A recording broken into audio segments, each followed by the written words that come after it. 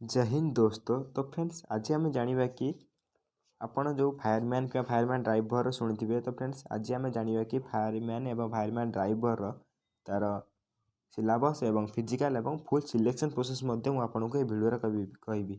तो friends fireman physical syllabus full details जानापी video शेष देखूँ एवं स्किप नकरी शेष जाए देखूँ जहाँफल आपणकर किसी भी डाउट रही सेकेंड टाइम कार वीडियो देखा पड़ोनी आपण भाई आपण को फुल डिटेल्स सहित आपको बुझेब।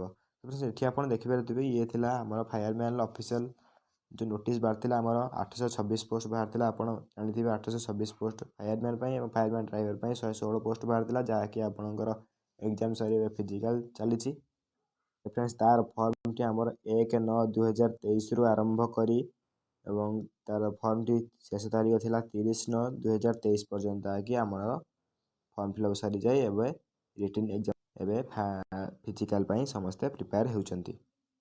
तो फ्रेंड्स तार एलिजिबिलिटी क्राइटेरिया जानापी आप भिडियो को शेष जाए देखूँ विदाउट स्किप रे जहाँकि आप भल भाव बुझीपारे एवं चलतु देरी नक भिडियो को जल्दी स्टार्ट करदे।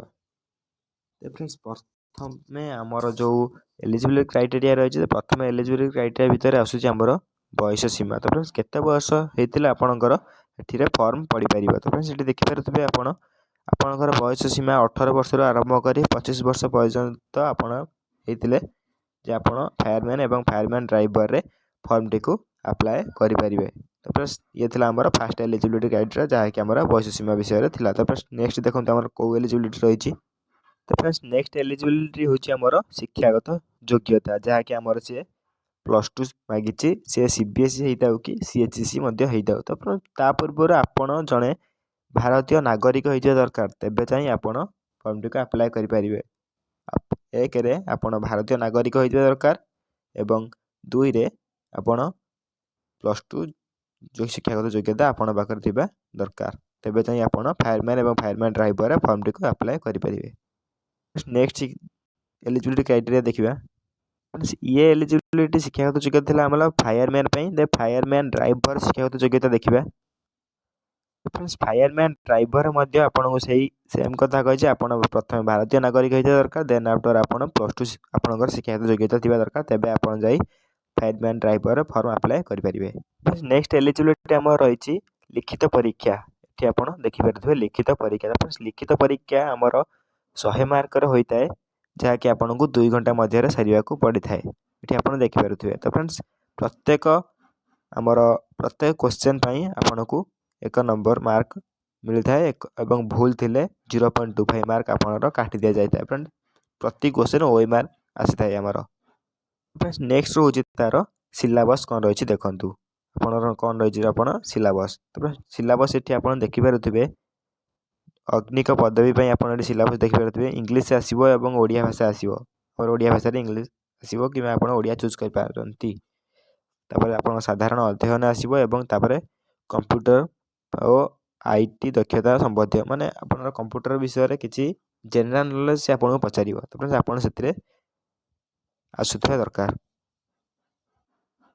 नेक्स्ट रही आमर अग्निक गाड़ी चालक कौन सिलेबस टी रही देखूँ। तो फ्रेंड्स अग्निक गाड़ी चालक से इंग्लीश और ओडिया भाषा रही है साधारण अध्ययन रही है कंप्यूटर आईटी सहित रही है ट्रेड विषय में आप जानी दरकार। तेणु अग्निक आमर ट्रेड से पूरा गोटे निर्दिष्ट ये खोली आपड़ या थिबा दरकार कि जानी दरकार। तो फ्रेंड्स नेक्स्ट एलिजिबिलिटी आप देखिए शारीरिक माप माने आपणकर फिजिकल।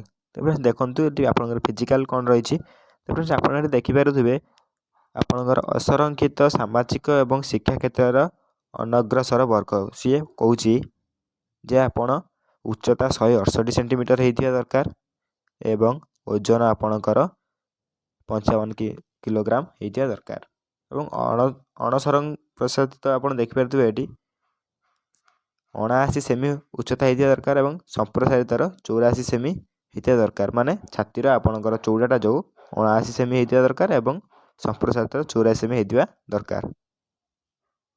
तो फ्रेंड्स से अनुसूचित जाति कही देखूँ उच्चता आपको मागिजे 163 सेंटीमीटर और 50 किलोग्राम आप दरकार ओजन आपणकर।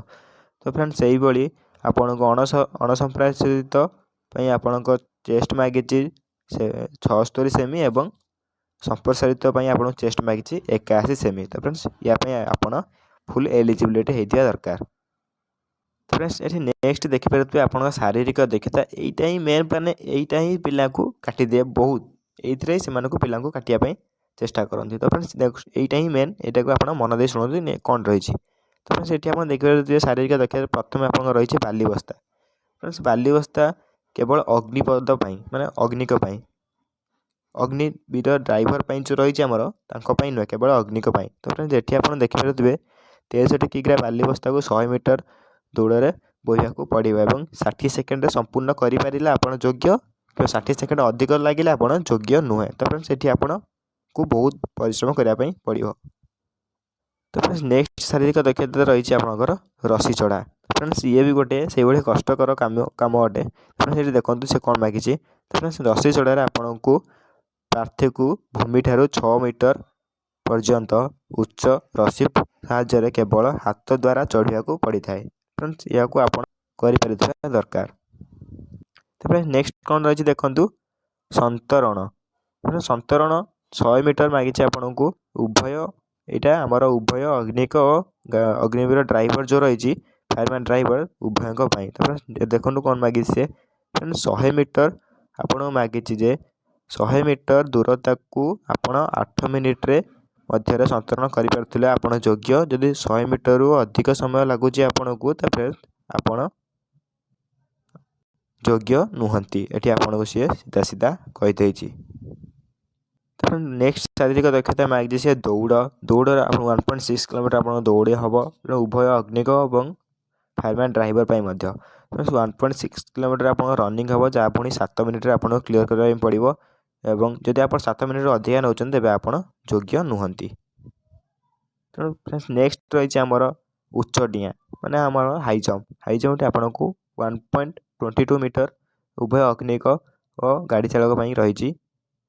ସର୍ବନିମ୍ନ ରହିଛି ଆମର 1.22 ମିଟର ଉଚ୍ଚ ଡିଆଁ ପାଇଁ 3 ଥର ସୁଯୋଗ ଦିଆଯିବ, ମାନେ ଆମକୁ 3ଟା ଚାନ୍ସ ଦିଆଯିବ, ତା ଭିତରେ ଆପଣ କ୍ଲିୟର କରିପାରୁଥିବା ଦରକାର। ତେବେ ନେକ୍ସଟ ରହିଛି ଆମର ଲମ୍ବ ଡିଆଁ।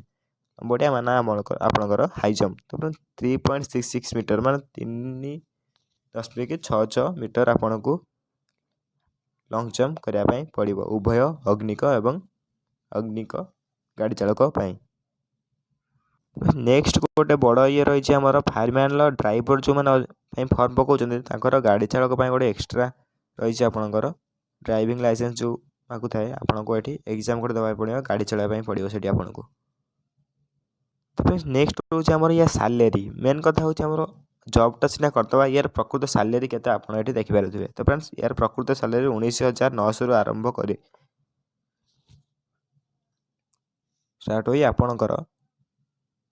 ଆପଣଙ୍କର ଧୀରେ ଧୀରେ ଏହା ଇନକ୍ରିଜ୍ ହେଇପାରେ। ତ ଫ୍ରେଣ୍ଡସ୍ ଇଏ ଥିଲା ଆମର ଫାୟାରମ୍ୟାନ୍ ଏବଂ ଫାୟାରମ୍ୟାନ୍ ଡ୍ରାଇଭର ତା ସାଲେରୀଟି। ଫ୍ରେଣ୍ଡସ୍ ଦେଖନ୍ତୁ ନେକ୍ସଟ କ'ଣ ରହିଛି ଆମର। ତ ଫ୍ରେଣ୍ଡସ୍ ଆପଣ ଯଦି ବି କିଛି ବି ଫାୟାରମ୍ୟାନ୍ ଏବଂ ଫାୟାରମ୍ୟାନ୍ ଡ୍ରାଇଭର ଯେତେ ବି ନିଯୁକ୍ତି ବାହାରୁଛି, ଆପଣ ଯଦି ଫର୍ମ ପକାଇବା ପାଇଁ ଚାହାନ୍ତି ତେବେ ତା'ର ଆବେଦନ କିପରି କରିବେ ଦେଖିପାରୁଥିବେ। ତ ଫ୍ରେଣ୍ଡସ୍ ୟାର ଆପଣ ଅଫିସିଆଲ୍ ୱେବସାଇଟ୍କୁ ଯାଇ ଆପଣ ଆବେଦନ କରିପାରିବେ।